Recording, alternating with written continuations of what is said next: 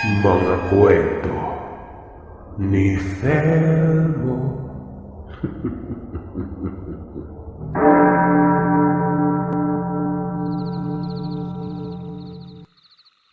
Magandang araw po sa inyo, Sir Seth, at syempre sa mga listener nyo.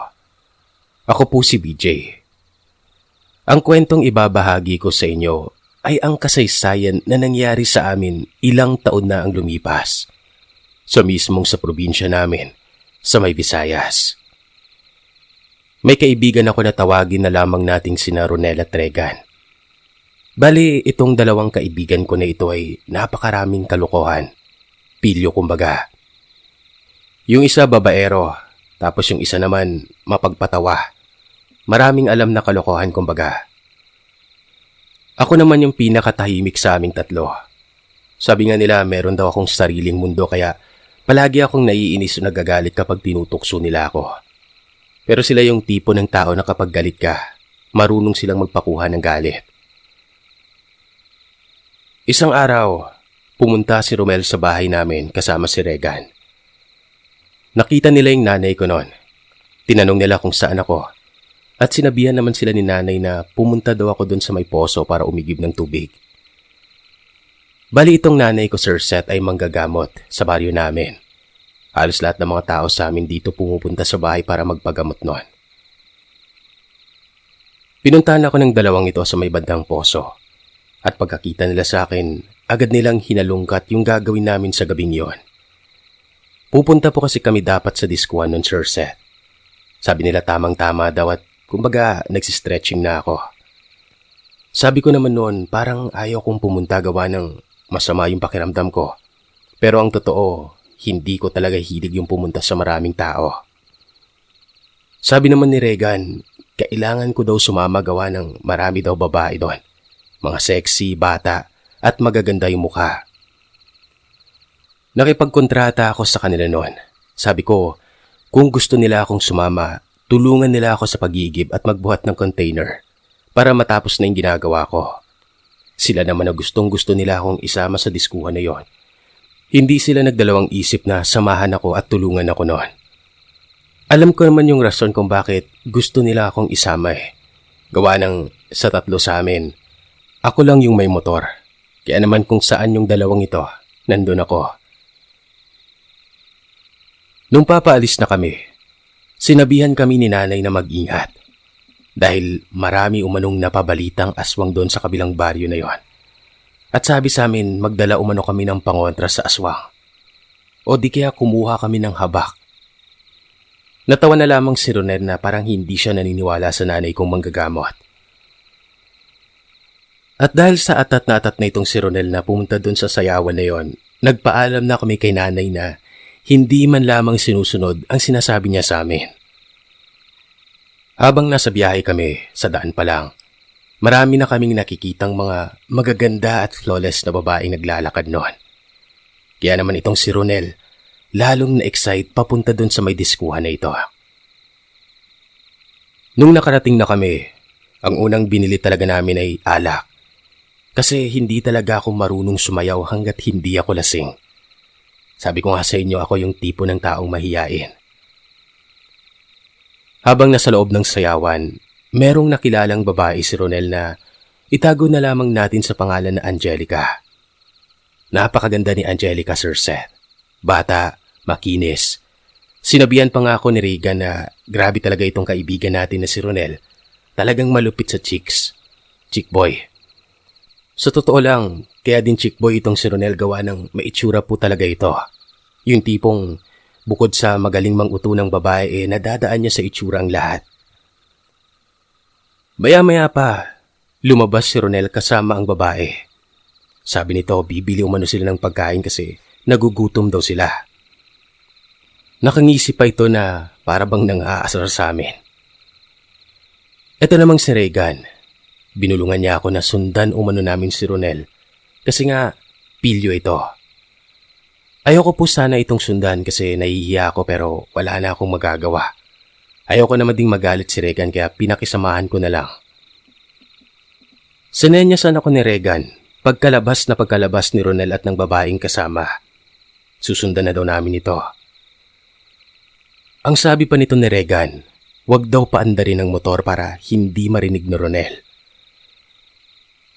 Nung papalayo na sila, sinundan namin ito ng palihim. Hindi ko nga pinaandar ang motor noon. Tinulak lang namin. Habang papalayo, lalo kaming nagtaka noon gawa ng ang sabi lamang ni Ronel at nung babaeng ito, bibili lamang sila ng pagkain sa labas ng diskuhan. Pero ilang tindahan na ang nadaanan namin. Hindi naman sila nadaan para bumili ng kung anumang pagkain ang gusto nila. Hanggang sa yun na, palayo na ng palayo sila ng lakad. At hindi namin napansin na papunta na pala kami sa bahay nitong si Angelica. Ang ginawa ko noon, itinago ko muna yung motor. Nagtaka ako gawa ng nasa bandang bundok na yung nilalakaran namin. Wala nang mga tindahan doon at napakalayo na namin sa sayawan. Tapos, para bang wala sa ulirat itong si Ronel na naglalakad at sinusundan itong babae na ito. Nang makatanaw kaming ng nag-iisang kubo dun sa liblib na yon, huminto kami. Nagkubli muna kami saglit sa isang puno. Dun kami nagmanman habang tinitingnan namin yung dalawa na papasok sa kubong yon. Etong si Regan na puro kalokohan ang iniisip noon. Sabi ba naman sa akin, dahan-dahan daw kaming lalapit dun sa kubo na yon at sisilip kami sa gilid ng bahay ni Angelica. Kasi nga, alam mo na, kung ano ang iniisip niya at gusto pa yatang mamboso. Sa kapawid lang yung bahay ni Angelica, maliit na kubo. Dahan-dahan kaming lumapit. Pero hindi pa man kami nakakadikit doon sa pinakapader ng bahay. Bigla na lamang kaming nakarinig ng sigaw. Pamilyar ang boses na yon. Galing yun kay Ronel. Ilang segundo lamang matapos namin marinig yung sigaw na yon. Nakarinig naman kami ng mga mabibigat na yabag mula sa loob ng kubo. At maya-maya pa, meron kaming nakitang tao na tumalon sa bahay ni Angelica. Agad-agad naming nilapitan yon. Kung sino yung tumalon doon sa bintana na yon. Siyempre, sino pa ba? Walang iba kundi si Ronel. Kitang-kita naming takot na takot yung mukha nito. Sabi niya sa amin, si Angelica daw bigla na lamang naging isang malaking aso. Matawa-tawa pa si Regan noon. Agad sinabihan nito si Ronel na baka nagdadahilan lang. Baka ang totoo ay tinaga ito ng mga magulang ni Angelica kasi sobrang bilis sa babae. Patawan na rin sana ako noon. Nang walang ano-ano. May bigla na lamang kung anong tumalon doon sa bintana. Kung saan din tumalon itong si Ronel. At sa maniwala man kayo sa hindi, isa itong napakalaking aso. Pulang-pula ang mga mata. At ang hindi ko makakalimutan sa lahat ay yung napakalaki nitong pangil. Natulala ako noon. Sasabihan ko pa sana itong dalawang ito na tumakbo na. Nang paglingon ko, malayo na yung agwat ng mga ito mula sa kinatatayuan nila kanina. Tumatakbo na pala yung mga walang hiya. Dali-dali ako sanang sumunod sa kanila nang para bang nagkamali ako ng apak noon. Imbis na mapadaan ako doon sa kung saan sila dumadaan, napaliko ako sa may bandang damuhan. Tinuloy ko na lamang yung pagtakbo noon at grabe yung takot ko gawa ng kung ano ng mga huni ang naririnig ko. Huni ng ibon, alulong ng aso, at kung may anong mga tiktik na nasa taas ng mga puno-puno. Dahil sa ako na lamang mag-isang tumakbo, bigla kong naalala yung motor na iniwan ko sa bandang unahan lang. Dahan-dahan akong yumuko noon. At kung pwede, gumapang nga papunta sa motor ko. Dasal ng dasal ako noon gawa ng sana hindi ako masundan ng kung anumang tunog na naririnig ko sa paligid noon. Pagkahawak ko ng motor, hindi na ako nagpatumpik-tumpik. Pinaandar ko ito at dali-dali kong minaneho. Hindi pa man ako nakakalayo noon.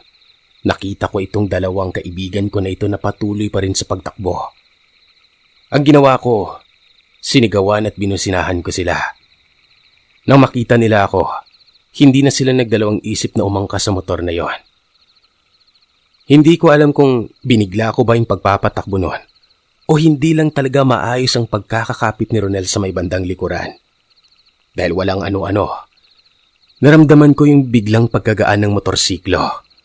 Yun pala, nahulog na itong si Ronel at narinig naming nagsisisigaw ito na hintayin siya at balikan siya.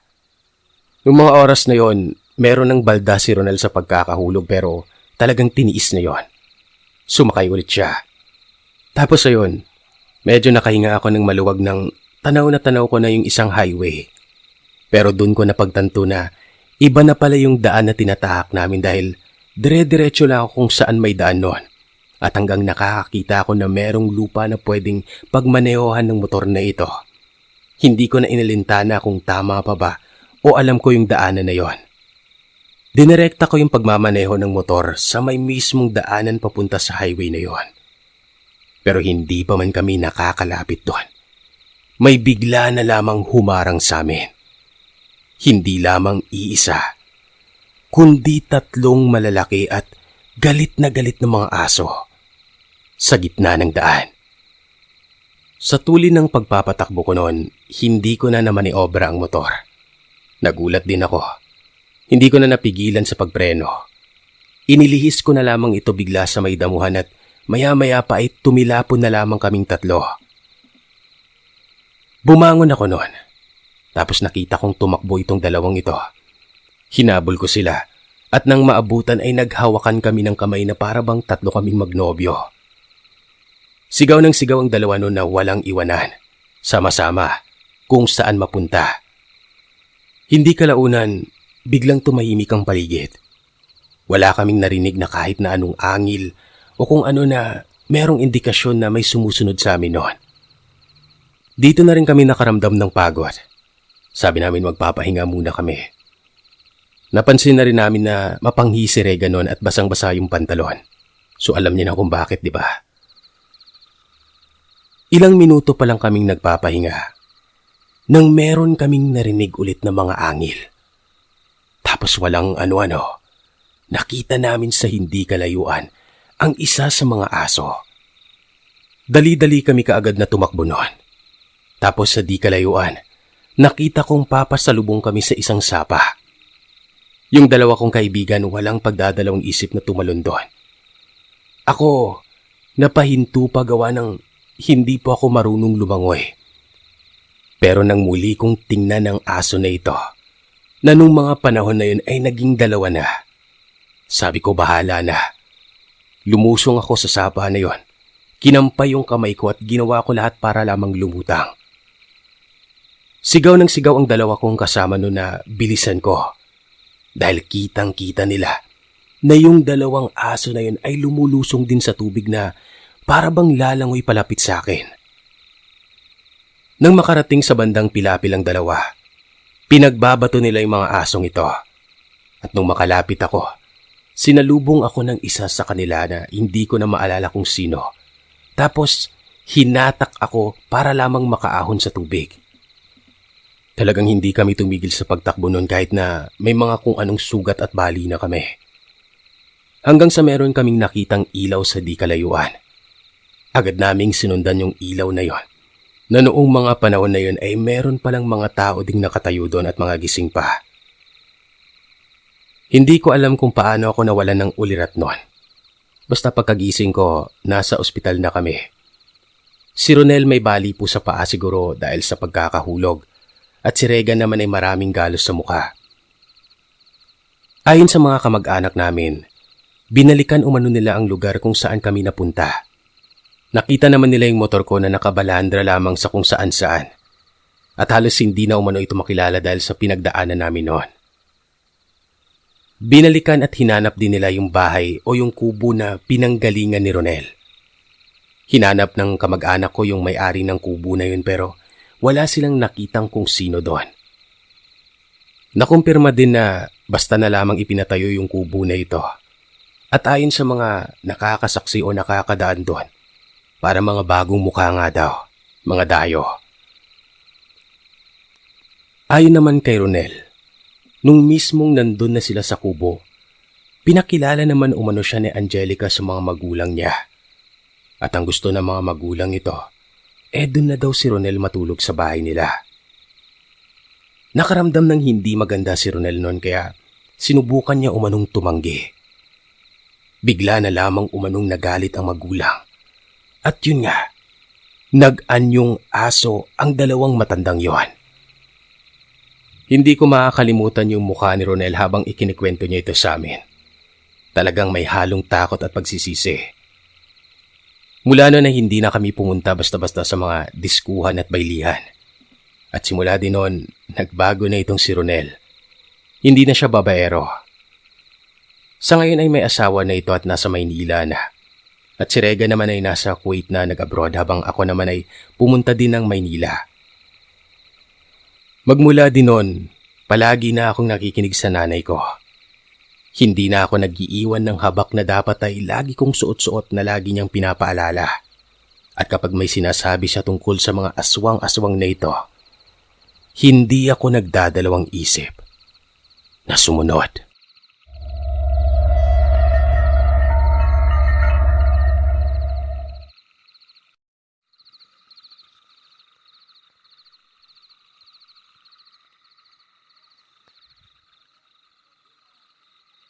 Magandang araw sa iyo, Sir Telmo. Ako po ay isa sa mga silent listener niyo po, pati na yung buong pamilya namin. Naawa na sa pakikinig sa inyo. Nais ko lamang ibahagi ang karanasan ko sa dating tinitirahan namin sa isang barangay sa Davao. Ito ang kauna-unahang beses kong magbahagi ng ganitong kwento. Kung maaari sana ay huwag niyo nang banggitin ang eksaktong lugar. Sapat na yung sa isang barangay sa Davao lang. Sa kadahilan ng hindi pa po sigurado kung buhay pa ba yung babaeng nagpapakita sa nasabing lugar. Ako po pala si Neil, totoo kong pangalan. Nasa 24 anyos na ako ngayon. Kasalukuyan akong nakatira dito sa Santo Tomas, Davao del Norte. May asawa at may 2 anak na babae. 19 na taong gulang pa lamang ako nung nabuntis ko yung nobya ko na ito na ngayon ay naging asawa ko na. Pinanganak at lumaki ako sa Davao. Kaya lang po ako nalipat dito sa Santo Tomas ay sa kadahilan ng dito po nakatira ang aking napangasawa. Sa ngayon ay wala akong trabaho dahil sa takot at banta ng pandemya dahil nga may mga anak ako. Pero dati, isa akong call center agent noon sa Davao at lingguhan lamang ako kung umuwi dito sa Santo Tomas. Kumbaga tuwing rest day lang. Wala din naman kasing trabaho ang asawa ko kaya ako ang gumawa ng paraan para mabigay lahat ng pangangailangan ng pamilya namin. Sir Seth, itong karanasan ko na ito ay nangyari noong nagtatrabaho pa ako sa Davao bago magpandemya. Taong 2019 ito. Bago ko ibahagi yung pinakabuod, ay konting description lamang po sa lugar kung saan kami nakatira dati at kung saan naganap ang pangyayaring ito. Yung lugar po namin ay parang semi-squatter area. Maraming tao at maraming kanto. Tandang-tanda ko pa noon na bawat kanto ay may nakatambay. Paminsan-minsan naglalaro ng ML o di kaya ay nagiinuman. Bago po yun magpandemya ha. Yung opisina namin noon ay malapit lang sa dating tinitirahan namin. Bali tatawid ka lang sa highway tapos ilang lakaran lang ay mararating mo na yung kanto papasok sa dati naming tinitirahan na ito. Pagkatapos mo namang makapasok sa kanto ay mararating mo yung crossing, which is kailangan mong lumiko sa kanan kung saan mo din makikita yung 3 palapag na bahay ng isa ko pang kababata para marating yung tinatambayan naming poste, which is yung another crossing din sa mismong tapat nito. Pakitandaan lamang po dahil isa din po ito sa mga importanteng detalye dito sa kwento. Dahil nga sa malapit yung opisina namin, nakasanayan ko na tuwing lunch o break namin sa trabaho. Pumupunta ako at nilalakad ko lang yung dati naming tinitirahan para makita at makipagbanding sa mga kababata ko. Nasanay na po kasi ako na sa tuwing pumupunta ako doon kahit na 2:00 o 3:00 na madaling araw, which is yung usual schedule namin kapag lunch dahil sa night shift ako, ay marami pa rin talagang tao na nakatambay sa paligid. Isa na doon yung mga kababata ko na nakatambay mismo sa ilalim ng poste at nagiinuman minsan. Dahil sa medyo pasaway nga rin ako, lasing o medyo nakainom na din ako minsan, kapag babalik ako sa opisina pagkatapos ng lunch. Noon pa man, meron ng usap-usapan talaga tungkol sa isang babaeng nagpapakita umano sa ilalim ng poste, kung saan ilang metro lang ang layo sa dati naming bahay sa tuwing sumasapit ang madaling araw. Itong poste na ito ay ang mismong poste na kung saan madalas tinatambayan ng mga kababata ko. Nakwento din po sa akin na yung best friend ni Mama na si Auntie Cora ay nakaranas din ng kapabalaghan at nakita mismo ang nasabing babae. Si Auntie Cora na matalik na kaibigan ni Mama ay nagbebenta ng mga ready-made na ulam. Isang madaling araw umano noon, mga bandang 3:00, habang naglalakad si Auntie Cora papuntang highway para sana mag-abang ng jeep papuntang palengke para makabili ng mga ricados para sa mga lulutuin niya. Malayo pa lamang umano siya sa poste na ito. Meron na siyang natatanaw doon. Sa ilalim, sa mismong ibaba ng ilaw ay merong nakatayong babae, nakatalikod. Nakaputi umano yung damit nito na parang full dress o nakaduster. Sa pag-aakalang normal na tao ito na tumatambay lang doon, hindi ito pinansin ni Auntie Cora. Hanggang sa nakalapit na nga ito sa babae at nung aktong liliko na siya papuntang highway, naisipan niyang lingunin ang nasabing babae. At laking gulat niya nang sumabay din na lumingon ang babae na ito at tumingin. Yung itsura umano niya, sobrang napakapangit daw. Nagbabagay yung mga mata, nagtatalasan ng mga ipin na nakangiti habang nakatitig sa kanya. Mabuti na lamang at walang sakit sa puso si Auntie Cora noon. At sa sobrang takot ay kumaripas ito ng takbo papunta sa highway. Magmula noon ay lagi na siyang nagpapasama sa asawa papunta sa palengke. Ang isa pang karanasan ay nang mangyari ito sa dating manliligaw ng ate ko. Tawagin na lamang natin siya sa pangalang Paul. Si Paul ay mahilig sa motor. Lagi nitong pinatatakbo yung motor niya paikot sa lugar. Napakaingay pa nga nito minsan, Sir Seth. Nakagawian na nito na tuwing hapon o di kaya ay madaling araw. Nag-iikot-ikot ito sa lugar namin habang nakamotor. Isang madaling araw noon, saktong napadaan itong si Paul sa nasabing poste. Gaya ni Auntie Cora, nasa malayo pa lamang siya. Naaaninagan niya na may babaeng nakatayo sa ilalim ng ilaw ng poste. Binaliwala niya lang po ito. Pero nang natapat na siya sa babae at nang lumingon ito sa kanya, wala siyang nagawa kundi pihitin ng todo ang accelerator ng motor hanggang sa makalayo siya sa babaeng yon. Kung ano ang nakita ni Auntie Cora na pagmumukha ng babaeng ito, ganon na ganon din ang nakita nito ni Paul. Simula noon, tuwing umaga na lang siya nag-iikot sa lugar gamit ang motor niya. At iwas na rin siyang dumaan sa kanto malapit sa amin kung saan nakatutok ang nasabing posting ito. Dahil sa ganitong kwento, medyo na-curious ako at naging skeptical din. Dahil naman sa katagal-tagal ko nang nakatira doon sa lugar na yon, na doon pa ako ipinanganak, nagkamulat at lumaki. Ni minsan, hindi ko pa nakita o di kaya naranasan ng kababalaghan na hatid ng babaeng ito na nasa poste. Pero ang lahat ng pagdududa ko ay nagbago nang dumating ang araw na ako mismo ang nakaranas sa parehong sitwasyon. 2:30 na madaling araw noon. Lumabas ako ng opisina dahil scheduled lunch ko na. Baka magtaka kayo sa mga hindi taga-call center dyan o walang karanasan sa call center. Kahit po gabi, lunch yung tawag ng break namin. Dahil sa yun nga nakaugalian ko na, dating gawi, naglakad na naman ako papunta sa dating tinitirahan namin. Wala namang masyadong kakaiba habang nasa highway pa ako. Nakapasok na ako sa kanto sa dati naming lugar. Tapos nung medyo malapit na ako dun sa crossing, may naamoy na akong mabaho. Parang patay na daga o hayop na napakalansa. Hindi ko na lamang ito pinansin dahil sa mas pinansin ko yung katahimikan ng paligid. Kakaiba yung madaling araw na yon. Walang tao na nakatambay. taliwas sa nakasanayan ko sa tuwing pumupunta ako rito. Nang makarating na ako sa crossing, humarap ako sa kanang kalsada.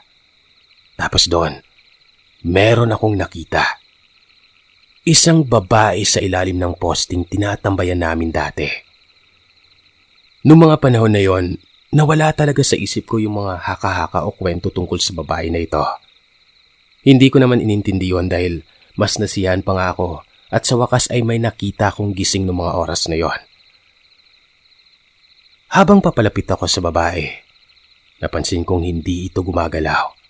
Nakatayo lang. Tapos, habang papalapit ako sa kanya, para bang lalong bumabaho yung amoy. Lalong pumapasok sa ilong ko. Dito na ako medyo natigilan. Pumasok agad sa isipan ko yung mga kwento tungkol sa nakikitang babae sa nasabing poste. Yun nga lang, mga 7 metro na lamang yung pagitan namin ng babaeng ito. Saktong pagkaisip ko tungkol sa mga kwentong ganon, bigla na lamang itong lumingon sa akin. Una kong napansin ay yung nagbabagang medyo madilaw-dilaw na mga mata niya. At yung ilaw ng poste. Sa liwanag na yun nakita ko kung paano ngumiti ang labi nito na halos abot hanggang tenga. Labas ang mga matatalim na ipin. Yung bibig nito para bang sa aso, pahaba, may nguso kumbaga.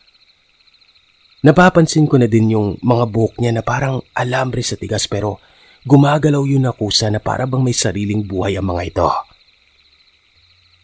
Hindi na ako makagalaw ng mga panahon na yon. Gusto kong sumigaw pero walang lumalabas na boses sa bibig ko.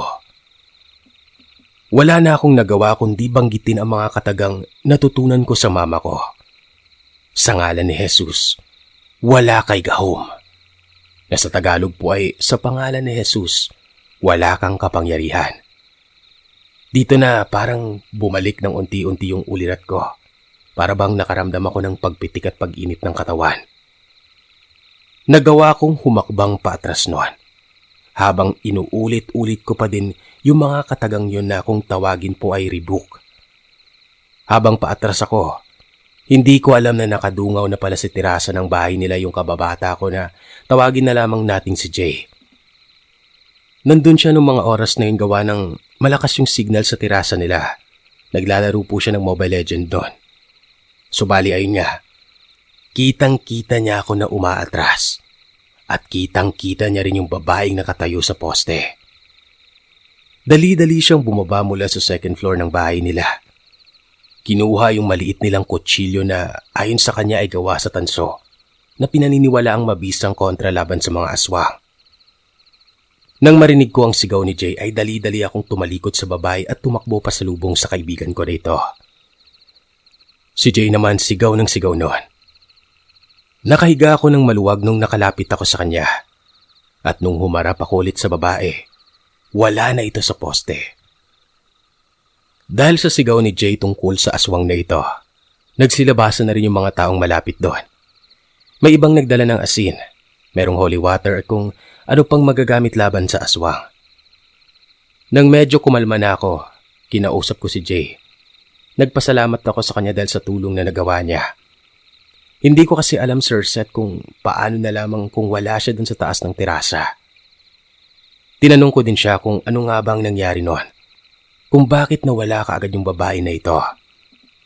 Sabi niya, habang tumatakbo daw ako papunta sa kanya, na nakatalikod ako sa babae na ito, bigla na lamang umanong may kung anong paghingang nilabas ang babaeng ito sa bibig niya.